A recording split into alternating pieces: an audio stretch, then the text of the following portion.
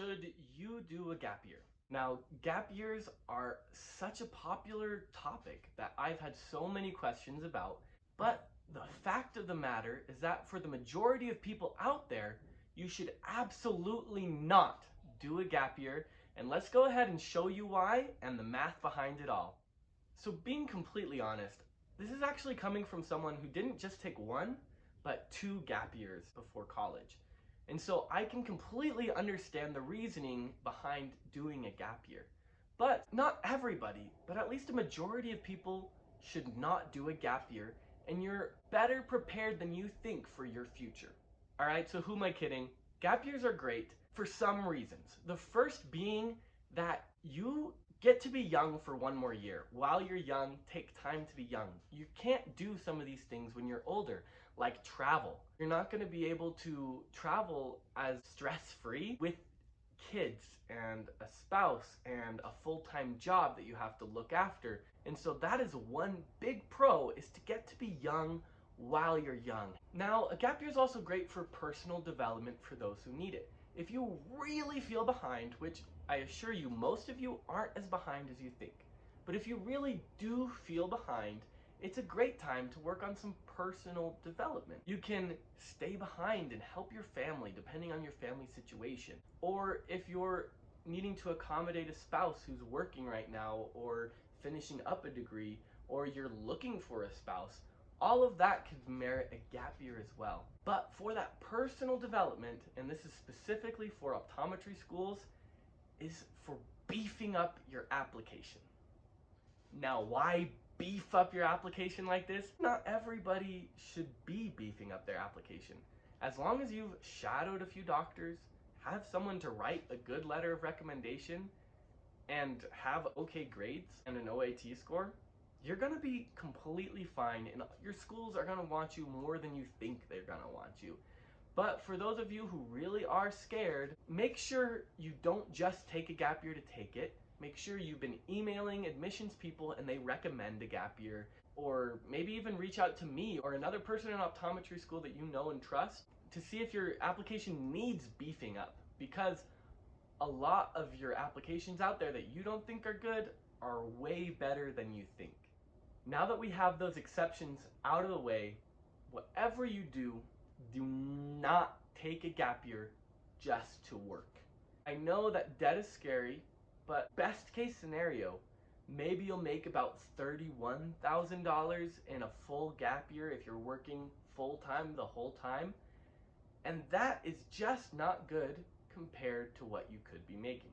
Now you might be saying, well, if I did a residency, that's only going to be, on the low end, about $34,000. That's just a few $1,000s difference of just getting out of optometry school and just going in. Sure, if you're thinking of it with just what would I be making right out of school with like a VOSH or a residency, and that compound interest could have helped you in those 4 years.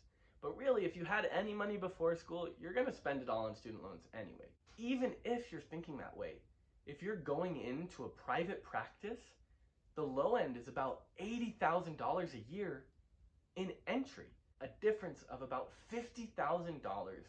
But I'm actually gonna make it worse for you. Don't think about the year after optometry school on what you'd be making. You're actually missing out on 1 more year of your peak earnings as an optometrist. You're not just going to make that $80,000 a year for the rest of your life. The average optometry salary is about $131,000 a year, and nobody ends their career at just the average. You continue to make more and more throughout your career. And so you're not just missing out on 80 grand or 50 grand more than you would be if you were working in that gap year. You're missing out on potentially $100,000 difference on the low end. Most optometrists end their career making about $150,000. You're missing out on 1 more year of your life making $150,000. And if you have ownership in a practice, that difference is going to be on the low end about $200,000, but on the high end, I've personally known optometrists that are making close to $1 million a year. Whatever you'd be making the most in your career, you're missing out on one more year of that. We talked about some of those things that could be more important now as while you're young, taking that gap year. But just money-wise, it is much, much, much more financially smart to not take that gap year and to be able to make that much more money for you and your family to be able to enjoy that.